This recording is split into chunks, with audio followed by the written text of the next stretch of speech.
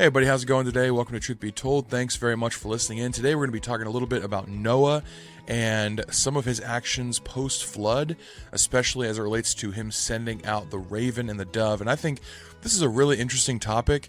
I'm excited about it strictly because this is something that yields a lot of study, a lot of questions. People have made a lot of content about this topic, but there is no one agreed upon perfect answer. And you might say, well, Micah, across Christianity, there's not a lot of agreed upon answers of anything. And then you go into world religions, even less agreement as far as that goes. But this is something that it doesn't really fit into any one religious teaching or one religion's dogma or anything like that. It's kind of a fringe thought in the sense that it doesn't inform something foundational or fundamental to any one system of belief. And so it's something that people feel free to study and discuss, but it isn't something that we can really get too up in arms about unless we've decided to make it dogmatic, which we really shouldn't, because it just doesn't need that. But it doesn't make it any less important to consider or to study. This is a part of Scripture. And to ask questions about Scripture, to be interested in something, I think that's kind of why God leaves some things a little bit ambiguous for us to have conversation, to see how are they going to handle this when they're not 100% sure. Are they going to fight each other and backbite each other? Or are they going to have good discussion and kind of do the iron sharpens iron thing? And I think that's really what we need to be doing. That's why I get excited about conversations like these, because I know some people can tend to think that conversations that are kind of out on a limb a little bit are scary, because the fear is, well, the person talking about them is making them foundational, fundamental, salvational. I'm not doing that at all. But if we put them in their proper place, knowing that these things, whether I'm right, you're right, someone else is right, are not terribly important. Yes, there is one right answer, but it could just be that we can't find out until we are with God again, and He can speak to us face to face and tell us some of the answers to our questions. But if we can have the humility to come to Scripture and say, there are things I just don't know for sure, and it's okay that I don't know them, but I'd love to hear your thoughts on them because I might glean some better understanding or some better context. I think this is a wonderful place to be, and I think practicing these things, while it seems like, fringe discussion that isn't necessary, isn't important, just creates division and strife, I think if we can practice those things in the arenas that don't matter so much, then it can begin to inform how we interact with people in arenas where it does matter, where things are fundamental and foundational, to still have humility going into those conversations and say, maybe I don't know every single thing there is to know about this. And maybe I should not treat the person who believes differently than me as an enemy in this conversation, because that doesn't yield anything good.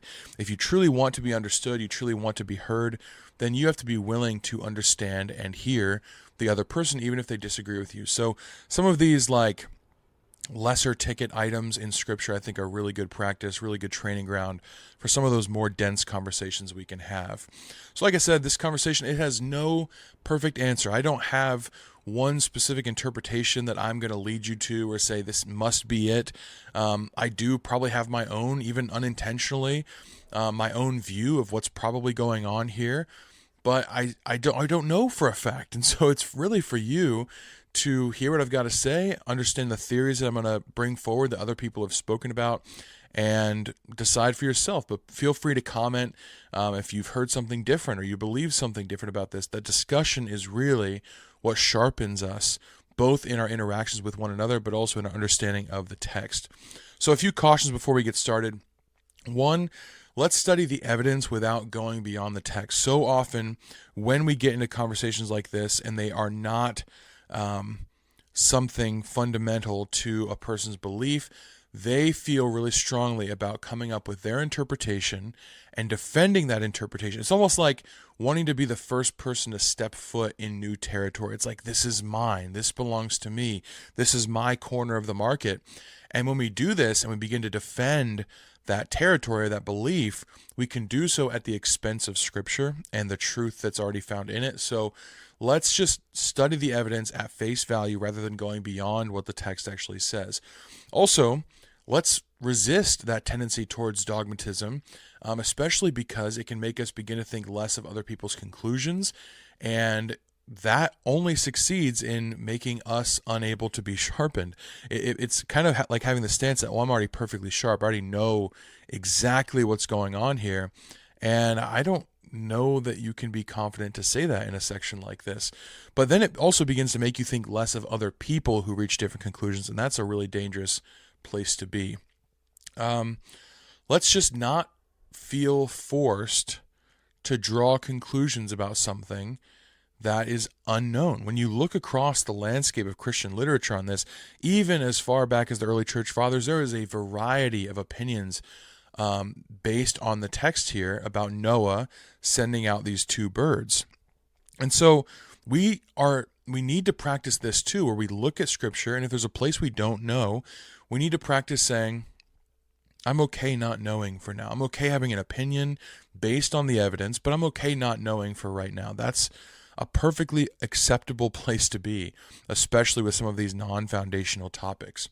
So let's get into it then with those cautions out of the way. Why did Noah send out a raven and a dove? On face value, it does seem as if he sent these things out, these two birds, to determine the state of the world after the flood. And we can determine this because he sends one out, he sends one out, he sends one out, he sends one out, and then when that changes, when the return of that bird changes, or at least when the return of the dove changes, that is when he determines it is now time to leave the ark. It is now okay on the face of the earth to go out from this boat. But why send out these two birds in this series of send out events?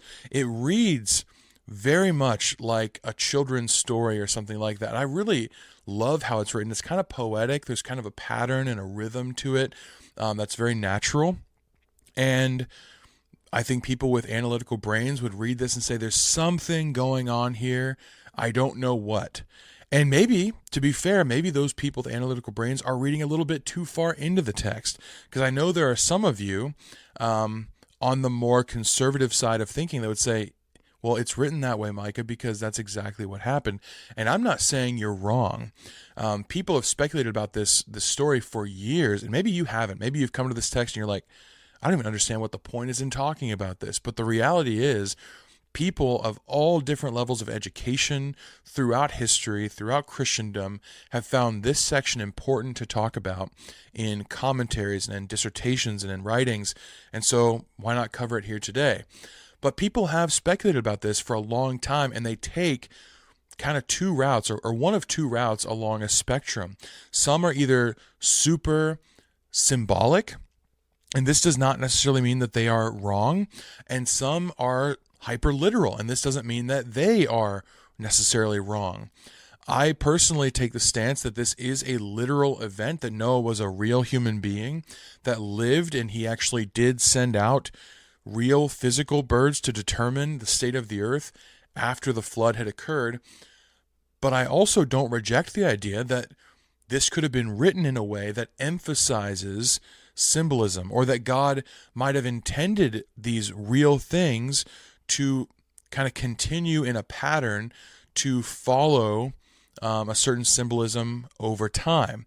An example of this that we can see very plainly in Scripture, I think, is when Abraham he meets with God and two angels, and he presents them with bread and with wine. Now, did he really do this? I believe, yes, that this was a literal historical event. But bread and wine, we see this as a symbol and as a pattern throughout the Old Testament. That is also true. And this pattern pointed to a larger event, thus making those previous iterations of that pattern symbolic. This is all true. It's literal and it's symbolic at the exact same time. So even though it can be very tempting to say it's either literal or symbolic, I think we need to reject this and say, sometimes it can be both, especially when God is writing the story. So what are the theories about what the raven and the dove are doing in the story, about what they mean or what they represent in the symbolic and the literal? I'll just start at the beginning. Some believe that the raven represents evil. It is a darker colored bird. It's a scavenger.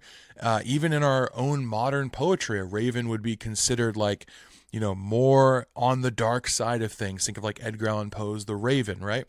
Then you have the dove, representative of goodness. There is light in its coloring. It is harmless as a dove is something that, that's an idiom that we know of. It's a symbol of peace in even our modern culture today, but also in Hebrew culture throughout Scripture. And so this idea that one represents evil, one represents good, potentially, I don't exactly know where this comes in because I don't specifically see the raven doing anything wrong specifically or evil, although it does not bring back signs of explicit life necessarily. But that's one theory, that the raven is evil, the dove is goodness, and both are released onto the face of the earth. Some go as far as to say that the raven is actually representative of Satan, while the dove is representative of God. And they use kind of interesting thinking to get here. It says that the raven went to and fro over the face of the earth.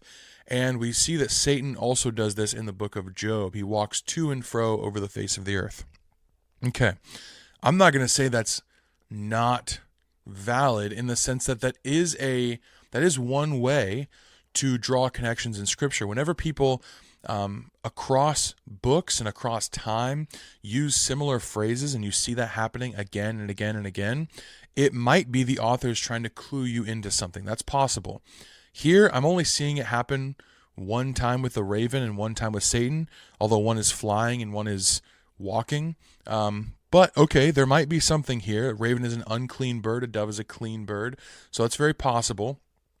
They also say that the dove went over the face of the waters, but found no place to put her foot. And they tie this into Genesis 1, where the Spirit of God hovers over the face of the waters. So that's kind of the justification for that belief. Interestingly, the opposite of the raven is also true. Some believe the raven and the dove both represent God in a way, because the raven went to and fro over the face of the waters, and they equate this with the Spirit of God hovering over the face of the waters. So the same reasoning applied to different birds. I think that's interesting.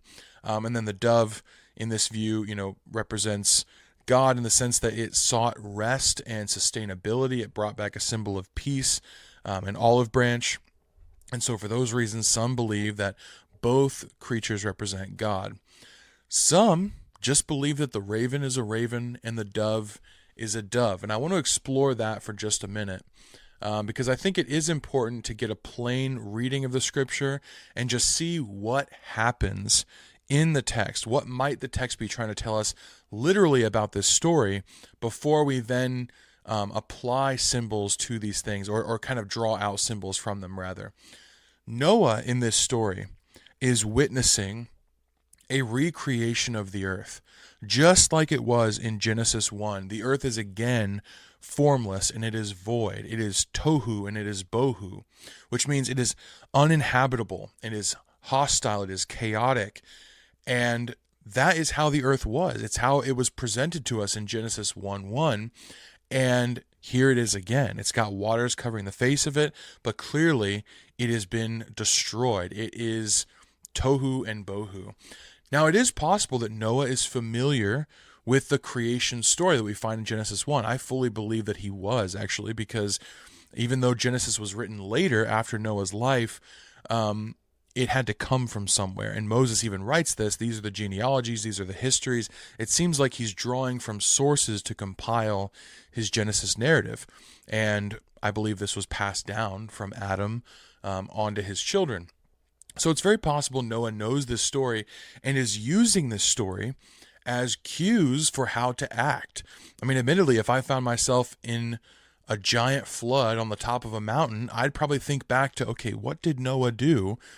Because, that's the only time you have this happening again. So Noah's looking back to Genesis 1 and being like, all right, how did this, recreation of the world happen? How did God do all this? What's the order of events, and what do I need to be doing while this is going on?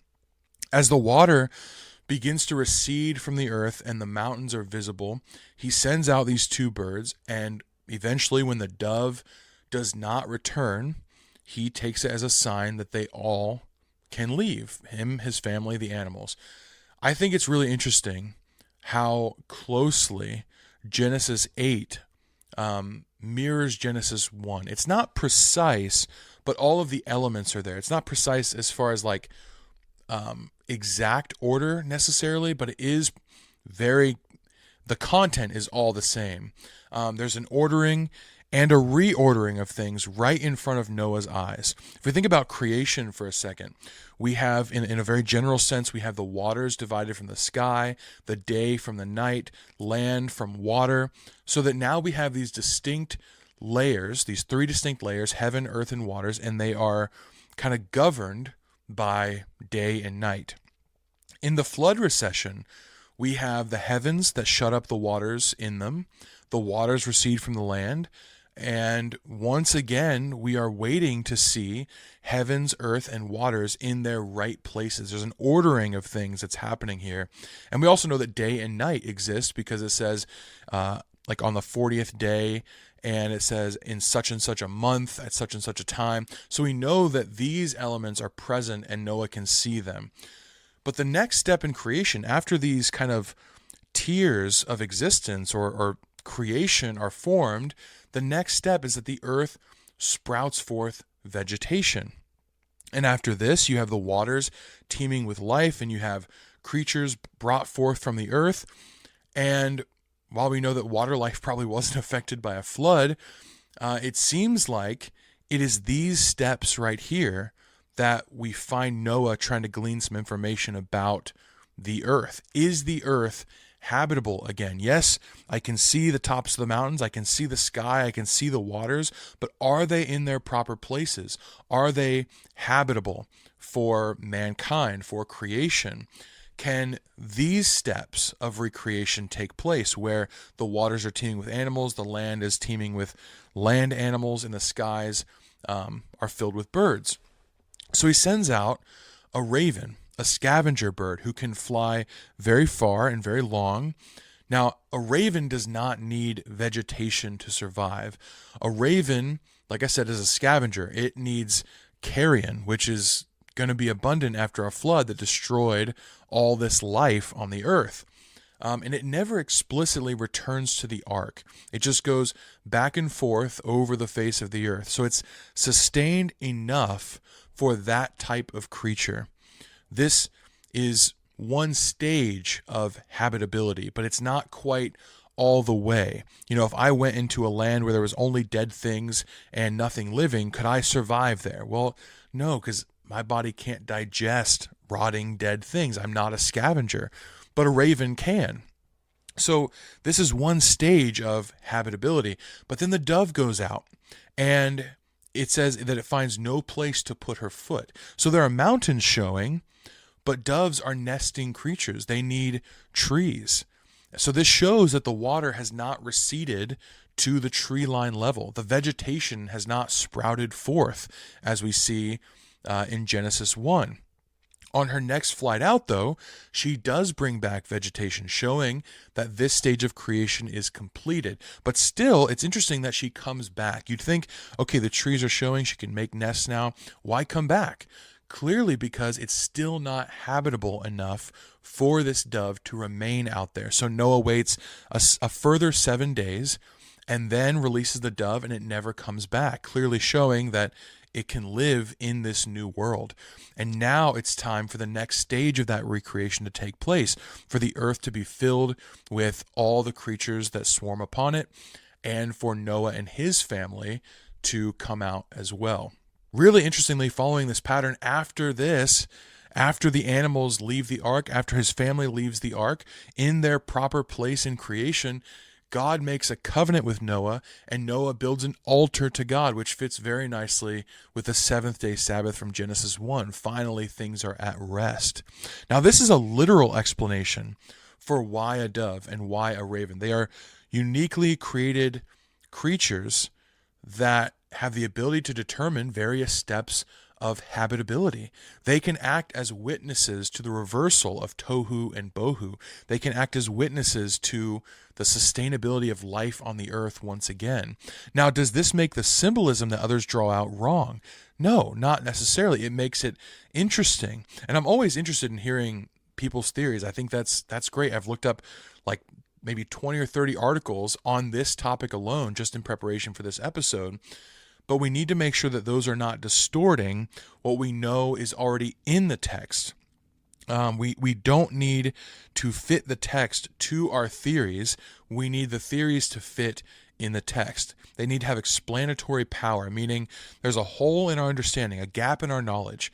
If we're going to bring forth a theory, it has to be based on the evidence of what is there. So it's great to theorize. It is wonderful to think critically about Scripture and say, what is there, what isn't there, what could possibly explain it, especially if we see it in other parts of Scripture. That holds a lot of weight as well.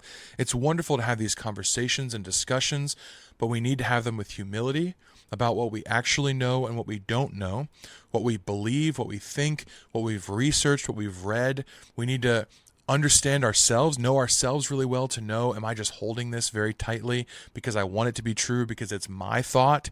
Or is it actually true? Does it have explanatory power? Can I prove it? Or do I just have evidence of it? Those are very different things as well. So hopefully this has been interesting to you. I think it's really cool to see kind of a redo of Genesis 1 in Genesis 8. I think that's awesome. But I also think it's cool to hear people's thoughts and theories about why these two birds. Why is it written in this poetic, rhythmic way? Is there something to be drawn from that? Are there symbols of good and evil here, or God and Satan here? What can we glean from the text? What do we see in other parts of Scripture that might support those things? I think that's great. Don't mean to be rambling, but I just think these things are really cool. This is what's fascinating about Scripture sometimes, that even in the small things, there can be just endless discussion and conversation that should edify us, not divide us.